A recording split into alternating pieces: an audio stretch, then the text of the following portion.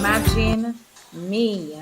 I just love this song. It keeps saying, imagine me being free, trust in you. Trust in you here is speaking to God, trust in God, being free to trust in God totally, not just half-handedly, not halfway, but totally, you know, and to admit, that it was hard to see God loving somebody like me, hard to see God being in love, adoring us and having us as the apple of his eyes. But finally, we can. Finally, you can be at a place where you can actually realize and understand and accept that you're worthy of love. You're worthy of admiration. You're worthy of this great God loving you wholeheartedly. And that is what healing does for us. So tonight we're talking about healing. The Healed Version of Me is the name of our program. We want to welcome our listeners online. We want to welcome those who are listening from Presence Radio. We want to thank our radio host who has been facilitating us. Thank you so much, Presence Radio, for hosting our show. We want to thank everyone who has been supporting Radio Presence and all the other, persons who have their programs on. We want to say to them that we salute you and we really admire your character in how you continue to present yourself and represent each station. And so tonight we are going to be talking about, oh my goodness, we have been hit and we know that has been a catastrophic moment in the West, in Jamaica in general. And as a result of that, we haven't been on for one entire month. And now we're back. And we just want to do a quick check-in with everyone. How are you guys doing? Please know that the number to call or text is 876-548-8485. Please, call or text this number so that you can have your input, whatever you might want to say, whatever questions or comments or concerns you might want to raise, please to use that number. That's 876-548-8485.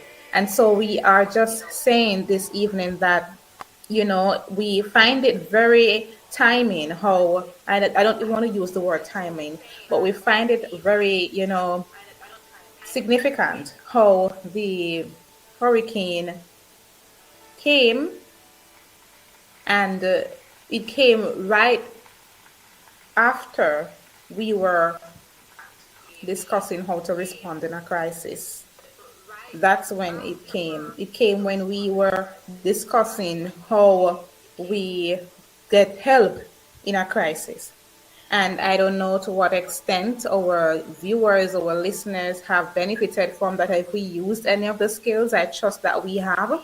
We have been requested shortly after the hurricane to some personnel who, needed the psychosocial help. Those of us who are struggling with survivor's guilt and compassionate fatigue, that sort of thing. And so tonight we sort of want to just pick up where we left off, yes, but also add to that in terms of how we ourselves handle the stress of what we have been through. It's very important. I know it's the buzzword nowadays. People have been using, and these terms, sometimes often can be so overused. But at the same time, we have to, in light of the fact that we are a program, that speaks about emotional wellness and it's centered around emotional healing and wellness, we definitely have to talk about this catastrophe, what it has done to us emotionally and psychologically, and how we really bounce back in light of this reality. And so tonight we were discussing, before we had our break, that we respond to a crisis, we have to recognize what is going on, apply psychological first aid, remove our judgment, and so on and so forth. And personally, as someone who has, been among persons who administer, help and aid to persons who have been through, who have gotten the blunt, of the storm, I can say that, I've been hearing a lot of things. There have been labels.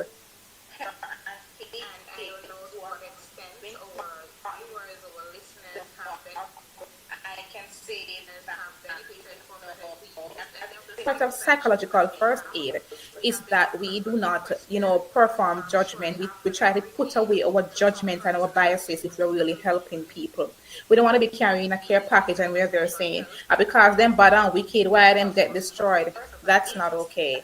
and we can't necessarily be saying these things and putting these things out there on social media and then saying that we're helping people when we're casting these type of judgment. And so we want to understand that if we're really helping people, then we put aside our judgment, our biases, whatever we might have, because at the end of the day, we are all human beings. And so we also want to remember too, when we're helping people to do it in a way that still, facilitate people's dignity. And so we know what that means. When we give, we try to not to necessarily be secretive, but to try our best to not necessarily publicize, so to speak. And also, we try to give the best. We don't give things that we don't want. We don't give things that we get tired of or is worn out. We give things that are good, in good condition. We give things that are very helpful, things that really requires us to make a sacrifice, because that's true giving, if you ask me.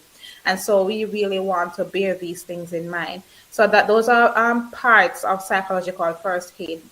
The other part of psychological first aid is that we try to understand and demonstrate that level of empathy. That's a very big word for many of us.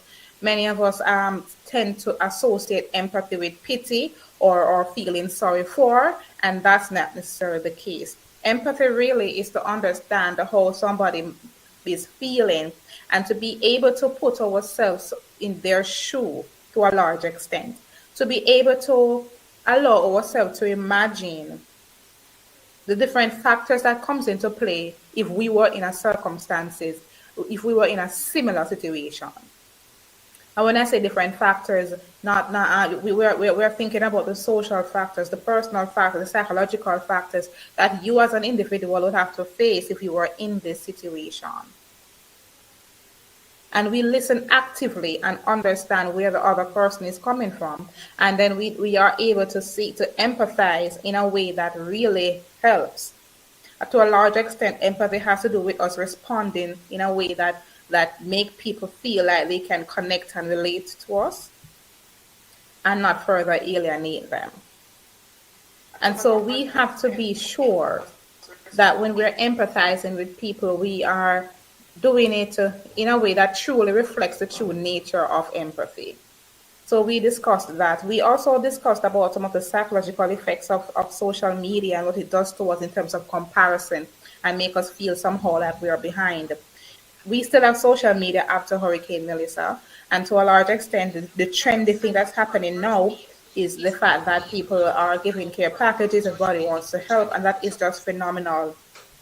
At the end of the day, though, we understand that some persons still feel left out. Some persons haven't gotten electricity, haven't gotten Wi-Fi, and the state that they are in, having people coming to them with cameras and giving them stuff.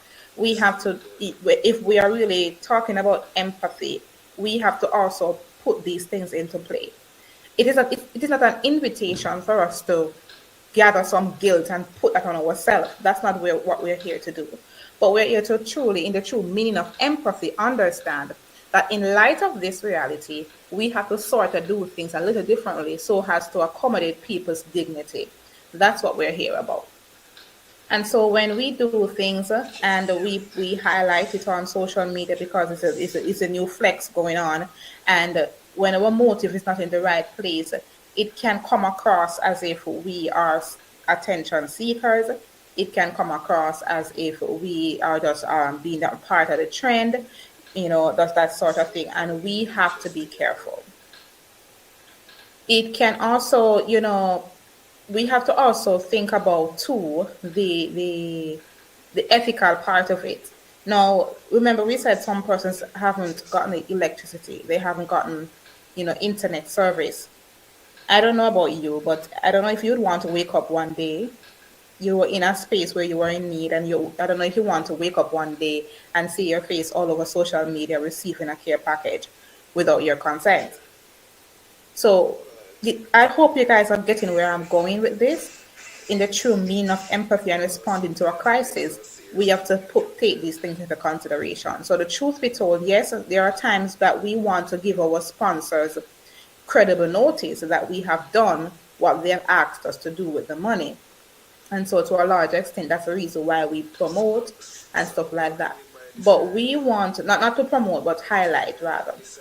But we want to ensure that we're getting these people's permission to actually highlight what we're giving them and highlight the conditions that they're living in.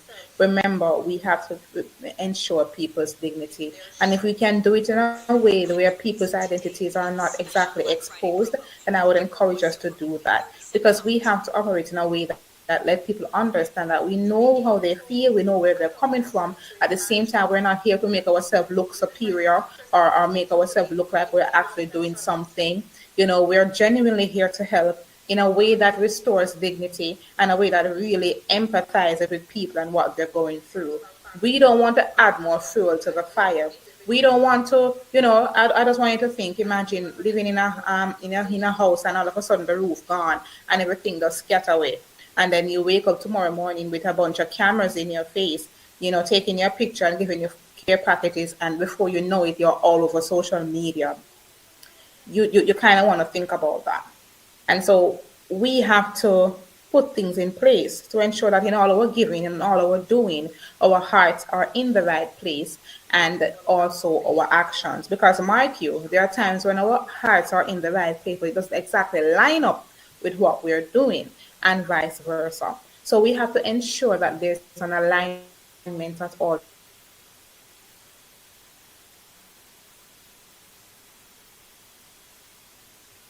times, especially when we're dealing with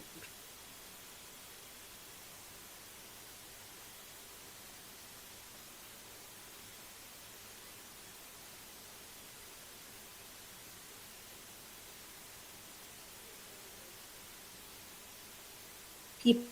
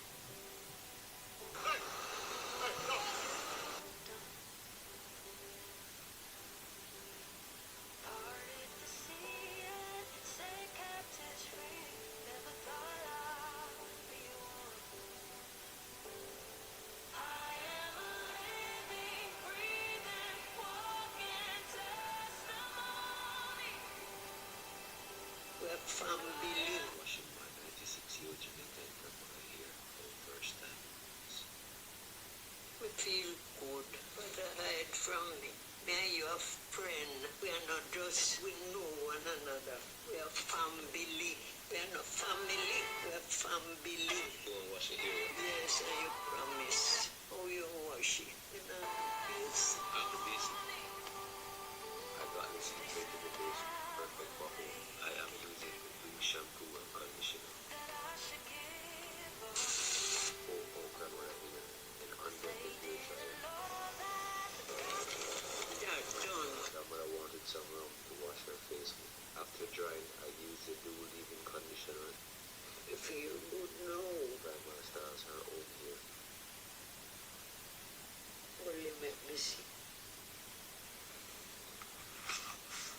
May I have a bit of ice cream, please? Rum and raisin is grandmother's favorite ice cream. Thank you, darling. Lord, give me such a big glass. Rum and raisin. Nice. We feel good. Me here feel light. You want some food? Well, if you're seeing this video, it's because your profile was one of the few selected by YouTube to join a new app that pays between $100 and $300 a day to review videos on the platform. All you have to do is check if the video interests you, give your honest opinion, and I think they had a typo in this message. I'll fix.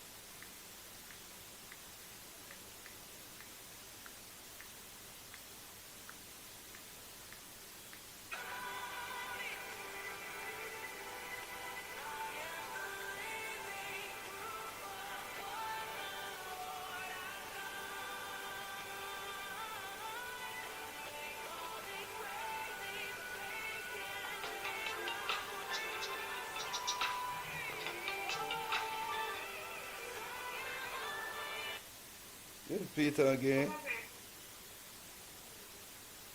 Yes? Yeah, go ahead.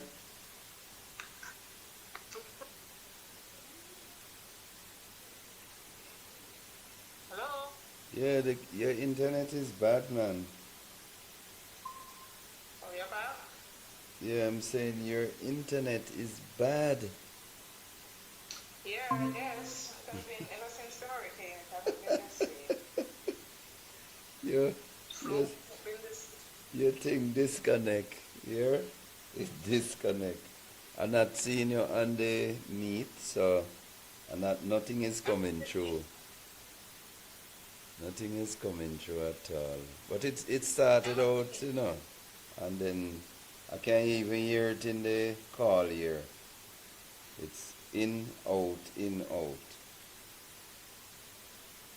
I don't know what happened. You have poor internet, Peter K. You Are know. you seeing me on the meet now? I'm here. Yes, you're there now. You're there now.